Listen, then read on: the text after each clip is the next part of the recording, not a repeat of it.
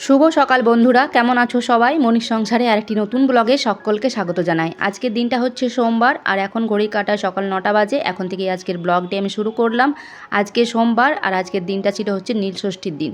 তো সকালের সমস্ত বাসি কাজকর্ম সেরে নিয়ে এই তো সকাল সকাল স্নানটাও সেরে নিয়েছি, তারপর কিন্তু ভিডিও শুরু করলাম।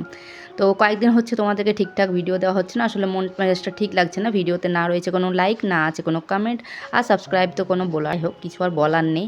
জাস্ট ভিডিও দিয়ে যাব, আর কিচ্ছুটি বলার নেই তোমাদেরকে। আর এখন দেখো জামা কাপড়গুলো সবটাই মিলে দিয়েছি, মিলে চলে আসলাম ঠাকুর ঘরে। সকালবেলাতে বরকে বলেছিলাম বেল পাতা এনে দিতে, আর মেয়ে এই যে ফুলগুলো তুলে রেখেছে, আর ওইদিকে আকন্দ ফুল বরে এনে দিয়েছে। ও আজকে বাড়িতেই ছিল যেহেতু, সেই জন্য হচ্ছে ও সব নিয়ে আসলো। আর সাথে কলা, ওইদিকে আম, পেড়া, এগুলো সব আনা করলাম, আর ঘিটা আর মধু ছিল না, সেটাও আনা করলাম। তো সমস্ত জোগাড়পত্র এখানে করে নিয়েছি। আর এখন এই তো নীলষষ্ঠী পালন আজ থেকে নয়, আজকে অনেক বছর থেকে আমি করছি। যখন আমার ছেলে হওয়ার বেশ ওই 5-6 বছর যখন ছেলে ছিল তখন থেকে করছি। যাই হোক, নীলষষ্ঠীর দিনে কিন্তু ঘিয়ের প্রদীপই জ্বালতে হয়, তো ঘিয়ের প্রদীপ জ্বেলে নিয়েছি। আর এদিকে দেখো আমার পুজো দেওয়া হয়ে গেছে কমপ্লিট, সমস্তটা সুন্দর করে ঠাকুরদের ফুল টুল দিয়ে নিয়েছি, চন্দন, ঘি, মধু, শিবকে সবটাই দিয়ে নিয়েছি। আর এখন এই তো ধূপটায় দেখিয়ে নিচ্ছি। একটা কথা আছে কি জানো তো, যারা সন্তানের মায়েরা রয়েছে তাদেরকে বলে নীলের ঘরে বাতি জ্বালিয়ে তারপর হচ্ছে খাবার খেতে হয়, এরকম একটা কথা রয়েছে। হ্যাঁ, বেশিরভাগ মানুষজন হয়তো সন্ধ্যাবেলা করে পুজো করে, শিব পুজো, শিবরাত্রি বলো, নীলের পুজো বলো, সবটাই হচ্ছে সব সন্ধ্যাবেলার পর রাত্রেবেলা থেকে করে। তবে আমি যেভাবে শুরু করেছি সেভাবেই করি, আর এই সময় সকালবেলা যেমন পুজো করি তেমনই করে নিচ্ছি। কারণ এখন না সেভাবে উপোস করে থাকতে পারি না, কেন জানি না, খুবই শরীরটা মানে অসুস্থ লাগে, যে কারণে।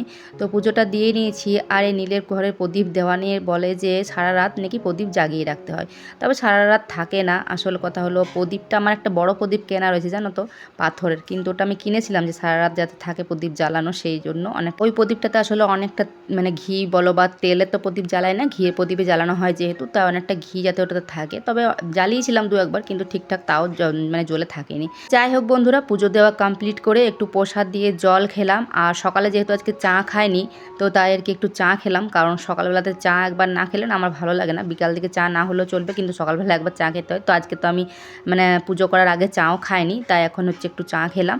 আর তারপর আজকে রান্না বান্না বলতে তেমন কিছুই করব না। সকালবেলা শুভকে নিয়ে ডাক্তার দেখাতে গেছিলো ওর বাবা, ওই যে আগে মানে আমি তোমাদেরকে দেখিয়েছিলাম না ভিডিওতে, যে পাটা দেখাতে গেছিলাম, তো ওটার রিপোর্ট দেওয়ার ছিল 1 সপ্তাহ পর। তো সেই জন্য ওর বাবা নিয়ে গেছিলো।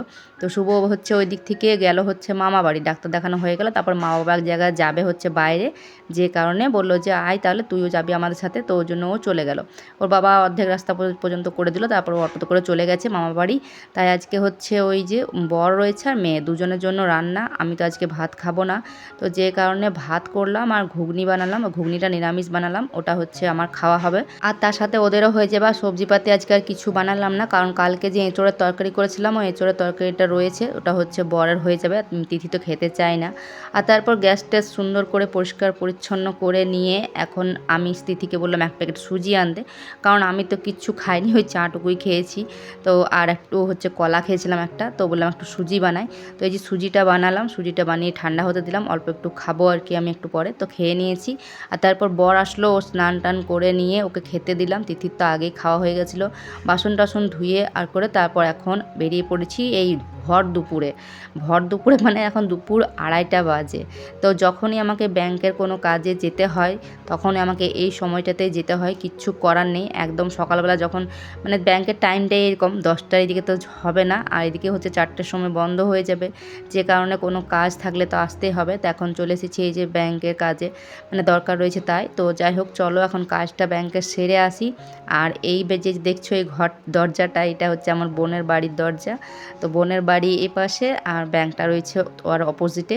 তো এখন বোনের বাড়িতে আগে গেলাম হচ্ছে বোনের বরের কাছে, তারপর হচ্ছে ওর অফিস যেহেতু এখানে রয়েছে, নানা রকমের ব্যাংকের কাজ সমস্ত অনেকজনেই করাতে আসে।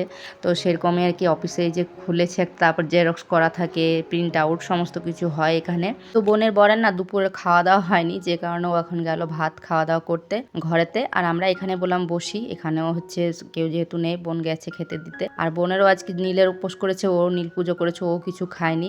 আর আমি ওই যে দেখলে ঘরে সুজি খেয়ে এসেছিলাম, আবার বোন আমাকে তো দিল হচ্ছে শরবত দিয়েছিল, খাওয়া হয়েছে জনের। আবার আমাকে বললো যে একটু সময় পায়েস খেতে, তো দেখো এখানে এনে দিয়েছে আমাকে। তো আমি হচ্ছে এই যে পায়েসটা এখন খাবো, তো বললাম ঠান্ডা হোক একটুখানি, এক্ষুনি একটু আগে করেছিল। আর ও যেন তো কাজ এখন মোটামুটি শিখে গেছে, অফিসে বসে জেরক্স করা, প্রিন্ট আউট এসবগুলো টুকটাক ও করে, মাঝে সাঝে বসে। যাই হোক, তো এখন দেখো আমরা যাচ্ছি, বোনের একটা হচ্ছে এখানে রয়েছে কিছু বাগান টাগান জিনিসপত্র লাগিয়েছে। তা আমার বরের হচ্ছে খুব দেখার শখ কী কী লাগিয়েছে, তো সেই জন্য আমরা এখন এই পাশটাতে আসলাম একটু বাড়ির পেছন দিক করে।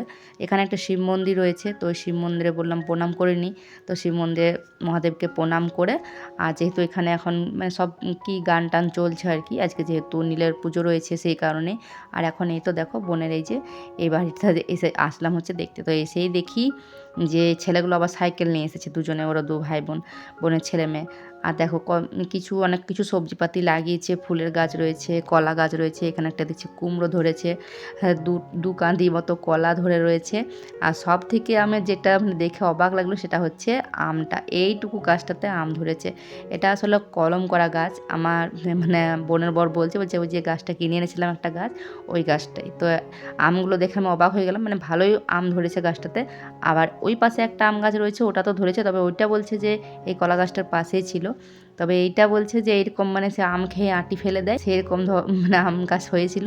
তো সেটা থেকে কিন্তু এটাতেও আম ধরেছে, এই কলা গাছের পাশে একটা রয়েছে, দেখো এখানটাতে বোঝা যাচ্ছে না হয়তো।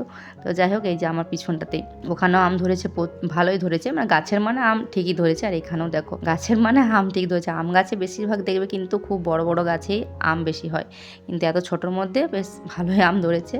আর তার সাথে ধনেপাতা রয়েছে, পুদিনা পাতা, আর এই সমস্ত কিন্তু গাছের যত্ন নেয় হচ্ছে মেসোমশাই, মানে আমার বোনের শ্বশুর। সব হচ্ছে সার দেওয়া, জল দেওয়া। আমি তাই বলি জল কোথা থেকে দেয়, এখানে তো জলের ব্যবস্থা কিছু নেই, তো ওই যে ঘর থেকে নিয়ে এসে এখানে জল দেয়। তারপর হচ্ছে এখানে লাল খাড়ি লাগিয়েছে, যেগুলো হচ্ছে মানে নষ্ট হয়ে গেছে শাকগুলো। আসলে সবজি লাগিয়েছে কিন্তু তুলে হয়তো নিয়ে যাওয়া খুব কম হয়, আর বাজার থেকেই বেশি কিনে আনা হয়, যে কারণে সেরকম খাওয়া হয় না আর কি। আর এখানে পুদিনা রয়েছে, ধনেপাতা রয়েছে, তো টুকটাক এখন আবার তুললো বোন আমার সাথে যেহেতু এসেছিলো তাই। দেখো ধনেপাতাগুলো বেশ সুন্দর একদম আছে, টুকটাক অনেক কিছু গাছ আছে। আর দেখো এখানটাতে অনেকটা দেরি করে দিল আমার বর। আমি বললাম যে চলো একটু বাজারে যাব, একটু বাজারে গিয়ে দেখবো, যেহেতু সেল এখন চৈত্র মাস তো পার হয়নি, তো একটু দেখবো যখন যাচ্ছি ওইদিকে। আর বিশেষ করে বড়াকর বাজার আসলাম মেয়ের জন্য একটা বই নিতে। আসলে বইটা কিনবো করে কেনাই হচ্ছে না, একটা হিন্দি বই কেনা রয়েছে। এমনিতে তো সব বই দিয়েছি স্কুল থেকে, তবে হিন্দি বইটা নেওয়ার ছিল।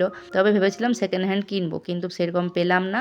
আর একজনের কাছে যদি পেয়েছিলাম তো সে আবার দিল না, তো যাই হোক, তো সেই জন্য নিতে হলো। আর বইটার দামটা কিন্তু অনেকটাই বেশি নিল, কেন জানি না। তো বন্ধুরা বইটা তো কেনা হয়ে গেল, তারপর চলে আসলাম হচ্ছে বড়াকর বাজার, যেহেতু এসেইছি তাই ভাবলাম চলো একটু বাজার দিকটাতে দেখেই নিই কি সেল দিয়েছে না দিয়েছে। তো নাইটি, শাড়ি, জামদানি এগুলো তো দিয়েছে, কিন্তু ওই যে দেখলে মডেলকে পরিয়ে ছিল একটা মানে 3 পিস, ওই 3 পিসটার দিকে আমার নজর ছিল। তো নেওয়ার এখন কোনো চান্স নেই, আর এখন নেবও না আমি।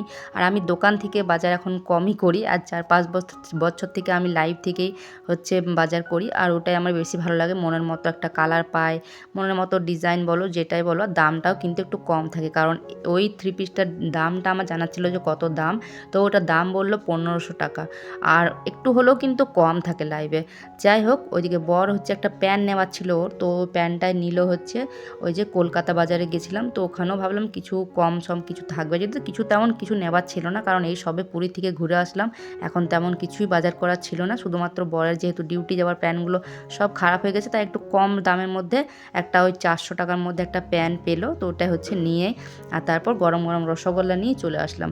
রসগোল্লাগুলো কিন্তু একদমই গরম রয়েছিল, তো দিতে বলছিল এমন দেওয়া যাবে কিনা, বলছে হ্যাঁ দেওয়া যাবে যদি ভেঙে যায়। তো দেখছি ভাঙেনি, আর ভীষণই সুন্দর গরম গরম রসগোল্লা। আর মেয়ে বললো যে রসগোল্লা খাবে না, লাড্ডু, তো ওর জন্য লাড্ডু নিলাম। আর তারপর বাড়িতে এসেই সন্ধ্যা দিলাম, জানো তো, মানে সন্ধ্যা হয়ে পেরিয়ে গেছিলো 6:30, 6:45, 7টা মতো বেজে গেছে।